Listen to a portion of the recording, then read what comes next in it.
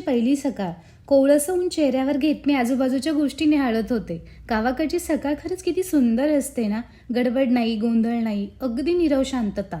एकीकडे कोकणातल्या लाल मातीतून धावणाऱ्या लालपरीने प्रवास करणारी चाकरमानी, तर दुसरीकडे कोकणातल्या बैलगाड्यांचा खुळखुळू कानावर येणारा आवाज, सायकलवरून जाणाऱ्या आजी.